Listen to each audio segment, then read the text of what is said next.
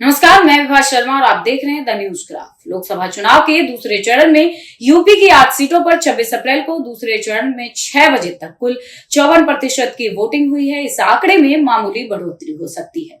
UP की अमरोहा, मेरठ, बागपत, गाजियाबाद, गौतम बुद्ध नगर, बुलंदशहर, अलीगढ़ और मथुरा में वोट डाले गए हैं। सबसे ज्यादा अमरोहा में 62% की वोटिंग हुई है और मथुरा में सबसे कम 49% की वोटिंग हुई है। चलिए समझते हैं क्या है वोटिंग परसेंटेज के मायने। लेकिन उससे पहले अगर इस चैनल पर आप पहली बार विजिट कर रहे हैं तो द न्यूज ग्राफ को सब्सक्राइब जरूर करें और हाँ, बेल आइकन दबाना बिल्कुल ना भूलें।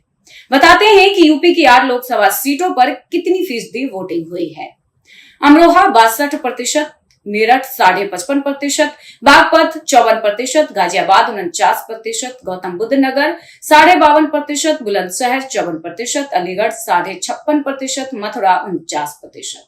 यानी इस बार कुल 54% की वोटिंग हुई है। इस 8 सीटों पर 2019 में औसतन 62.5% का मतदान हुआ था। वहीं 2014 में इन्हीं 8 सीटों पर औसतन 62.4% का मतदान हुआ था। अब वोटिंग पैटर्न को देखते हैं। अमरोहा 2024 में 62%, 2019 में 71%, 2014 में लगभग भी 71%। यानी कि इस बार वोटिंग कम हुई है। ये फैक्ट शायद बीजेपी के खिलाफ जा सकता है, क्योंकि पिछली बार बीजेपी इस सीट से हार गई थी। फिर मेरठ 2024 में 55.5%, 2019 में 64.29% और में 63.12%।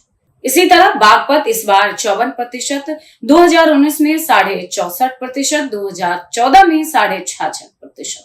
फिर गाजियाबाद 2024 में 48.5%, 2019 में भी 55.5%, 2014 में 56.56%। गौतम बुद्ध नगर 2024 में 52.4%, 2019 में 60.49%, 2014 में 60.29%। बुलंदशहर में 2024 में 54.3%, 2019 में 62.92%, 2014 में 58.18%। अलीगढ़ में 2024 में 56.6%, 2019 में 61.5%, 2014 में 59.59%।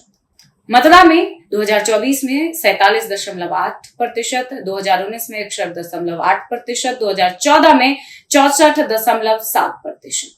इन 8 में से 7 सीटों पर बीजेपी ने जीत दर्ज की थी। अब राजनीतिक जानकारों की माने तो वोटिंग परसेंट में आई कमी बीजेपी के लिए फायदे का काम कर सकती है, क्योंकि ऐसा माना जाता है कि कम वोटिंग मतलब वोटर्स सत्ता में परिवर्तन नहीं चाहते और वोटिंग परसेंटेज बढ़ने का संकेत सत्ता में परिवर्तन लाना होता है। लेकिन सटीक नतीजे 4 जून को देखने को मिलेंगे। चुनाव का दूसरा चरण भाजपा के लिए कितना फायदेमंद साबित हुआ, कमेंट बॉक्स में जरूर बताएं। हमारे चैनल द न्यूज ग्राफ को लाइक करें, सब्सक्राइब करें और बेल आइकन दबाना बिल्कुल ना भूलें।